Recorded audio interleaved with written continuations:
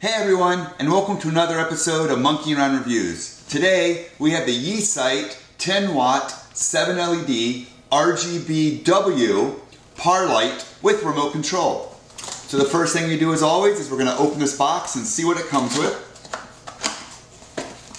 So the first thing I see is an instruction manual, and as with most of the par lights, this is very important because it's going to tell us what each channel of the DMX can do. This light can be both 5 or 8 channel DMX depending on the features you want to activate. The 5 channel gives you control of just the colors, the red, the green, the blue, the white, and then the master fader of it for its brightness. And then the 8 channel gives you not just those, but it also gives you your fades and strobes and different effects that are built in as well. Obviously it also does manual mode. Hence the remote control, so you can jump around at different effects that you want it to do, or there'll be buttons on the light itself. The hanging yoke, the mounting screws for the hanging yoke, and then the light itself. Get rid of that box, open this bag, and there we have it. So on the front you see the 7 LED lights, each one being 10 watts. And then here on the back you have 2 fans, a 3-pin DMX in, a 3-pin DMX out, a microphone, and then, oh, I had this upside down. The display here will show your DMX channel as well as what is going to be happening when you go through the menu buttons. And you have menu, up, down, and enter. For power, you do have a grounded US plug, which we're going to go ahead and plug in and see how this thing looks while it's on.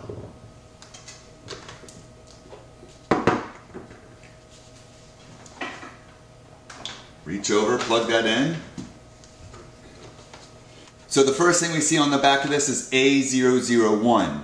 So A means that it is DMX channel for all 8 channels. So if you're wanting to use the full array of what this can do, it's going to be an 8 and then the number you choose. The next one down is going to be D001, and that is your DMX channel for 5 channel DMX when you only want to control the brightness of the colors and what color you want.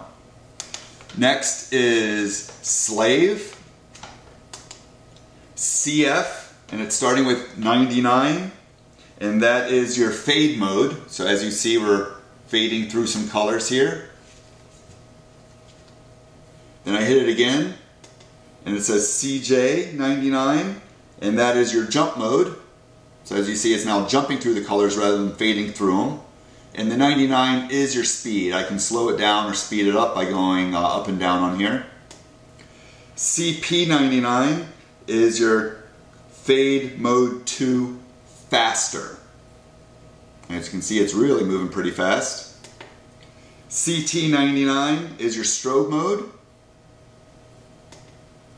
And then RGB, this is when you can change your red, your green, and your blue values. So I have it.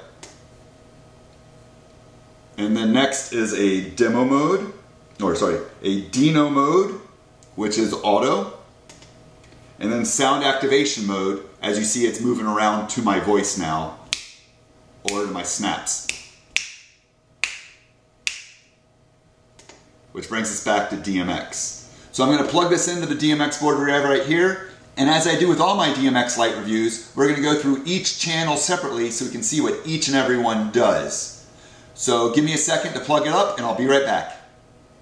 Okay, so I have the light plugged into my DMX board here, and I went ahead and played with this a little bit off camera first. So I'd like to say that in 5 channel DMX mode, which is when it has the D, this works exactly like it's described to. Channel 1 is your intensity, 2 is red, 3 is green, 4 is blue, and 5 is your white channel.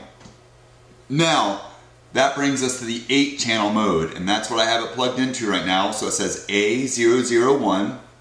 So that makes us channel 1 on the board. So 1 is your intensity, so nothing's going to happen yet. 2 is the red. I'll bring that up. As you see, nothing's happened. because I have one down. I bring one back up, which is the intensity, and that's now the brightness of the red. So I'm going to leave channel 1 up.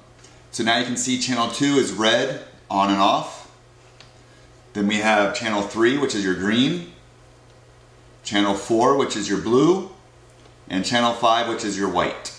So obviously I can bring up channel 1 and channel 2, and I'm making a yellowish color, or I can bring up channel 3 and channel 4 and I get a cyan. And then I can still bring channel 1 up and down to control that brightness.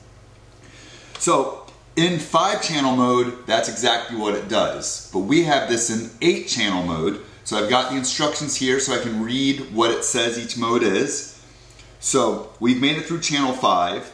Now here it says RGB is 5, but it is actually the white channel. So next is channel 6. It says Strobe Speed. So if I bring up 6, it may flash once or twice. As you see, it's not doing anything. Let me bring up a color. We'll bring up blue and 6. So I turn that blue off, and it's not doing much. That's me going up and down. Now this says Strobe Speed, and as you're seeing now, it's kind of strobing to that color that I chose, but I'm not getting any speed control. But 7 says mode. And then when I bring 7 up, that actually is the strobe speed. And I can even bring 6 down and it works better. So 6 is conflicting with 7. So I don't really know what channel 6 does, but as you see, 7 is doing the strobe, and I can control the speed of the strobe here with channel 7. So that's all the way off channel 7, so the blue's on because I have blue up on channel 4. And then when I bring up channel 7 all the way up, I can get a fast strobe, or I can do a slower strobe in the middle. So let's bring that down. Now channel 8 is the multi-function channel. It basically has all the controls that's on your remote control if you happen to want to do them through DMX. So it says that value 0 through 49 is nothing. So that's what we have right now. It's just on with the blue. I'm actually going to take the blue off, and we're going to use just channel 8. So no function. If we bring it up to between 50 and 100, it's going to give us a static color. So as I bring this up a little bit, there you go, you start seeing some static color. So I've chosen green there. If I go up a little bit more, there's a blue. So there we see the white, go a little bit more, and then there's a pinkish color, and so on. So you have all your choices of colors in there. So next, it says between 101 and 199 is fade mode.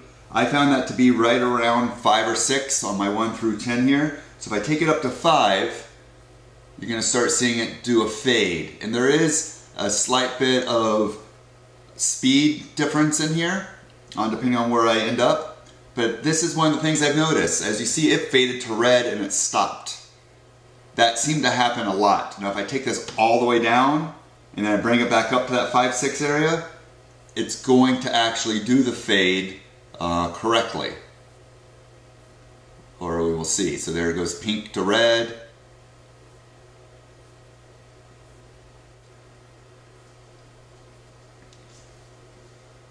Alright, so now you see that we've done it, and it is going through the fade.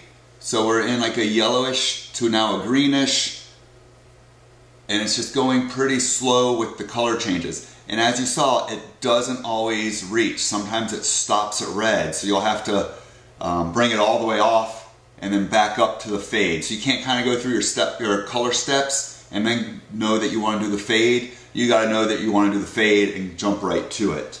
So once again, if I take it all the way off and then I take it up, it's going to go through the fades. So we're at red, there's your yellow and your green and so on. But when we go through the color choices first and then go up to that, for some reason it stops at red. Now the same thing happens for the next section, which is 200 to 250, which is the jump mode. So if we take this up a little bit higher, it should actually just be jumping between colors, which you can see now. And right now it looks like it is stuck at red again. So if we go all the way down and we take this up to about 8, let's see what happens. There's red, green,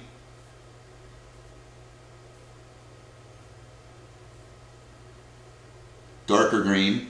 So same thing, it seems to be you have to go all the way down and then jump to the area where you want it to be for it to work. And if I go up a little bit more, it jumped to red again, and it looks like it's going to stay at that red. So all the way down, we'll go up to around 9, and let's see what happens. Just sitting at red. So this jump mode and the fade mode are a little hard to get into where you want with the DMX. Oh, there you go, it just jumped to the next color. So we're on a really slow jump.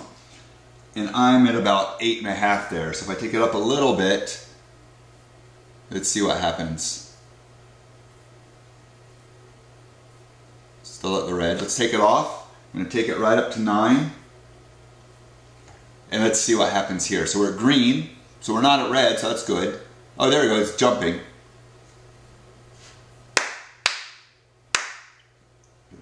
Take it down and take it right up to, take it down and take it right up to 9. So there we have it at 9, but we're at red. And as we know, red usually means it's stopped where it's going to be. So let's just give it a second and see what happens. Oh, and it's gone to green. So there you go. So it did work at 9, but it's a slow jump. So even though I should be having controls of the jump speed, because I've got from 200 to 250, I really don't have too much control. And then the last feature on here, which is 251 to 255, is sound activation. So if I take it all the way up, and you can see that it's moving to my snaps. So that is one thing. Oh, now it's into my voice as well. So that's one thing that this light does that a lot of the other DMX controlled lights that I've used do not do, is there is a sound activation mode built into the DMX. But with that still being a nice feature, as we've seen, the fade mode and the jump mode do not work very well with this DMX channel. But everything else does. So if you're just wanting to use this to find your color and then program with the color through the board, this is working great. I would just stick to 5-channel DMX. If you're wanting to put it into some fade or some jumping colors, I'd go and use the remote, where you can actually choose jump or fade, and then you have a speed control right here on the remote, and just keep it off of DMX completely. In fact, you can still go from master to slave with the cables, control the one, and it controls all the other ones. So once again, this has been Monkey Around Reviews with the Yeesight 10 watt 7 LED RGBW par light with the remote control. So as we just saw, this light works great in 5-channel DMX mode. So if that's all you're wanting to do with your lighting board, is to control what colors are coming on and then program those colors to do what you want, this is great. It also works really good in manual mode with remote control. 8-channel mode is where this thing really isn't doing exactly what it's described to do, but it also gives you the ability to go into sound activated mode through the DMX. So to me, that's a nice little added feature that don't come with a lot of these LED lights here. So you could still use the 8-channel modes, you can have that feature, but then just stick to channels 1 through 5 for your color adjustment. Other things to take notice with this LED light is that it does not come with its own DMX cable, which isn't a big deal, because if you're going to be using DMX, you probably have a bunch of cables. But some of these more affordable lights come with a short little 10-foot cable. This one does not. What it does have, that I didn't mention earlier, you can see here on the back, there is a output of power. There's another Edison plug right here. It says you can link 10 of these lights together.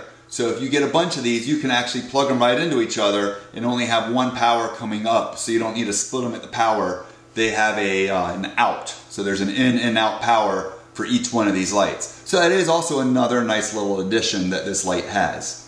Some ways I think this light can be used, they'd be good for uplights, where you can have them kind of shoot up against the wall and give you a column of color. These things would be good up in a truss, where you can either use them as a truss warmer to light the inside of the truss, or hang them off of a T-bar for a DJ, where you have your DJ lights that move to the music, or just go in and out with different colors, whatever you're wanting to do with them. If you have any other ideas of what these can be used for, please make sure you comment below, and as always, make sure you subscribe.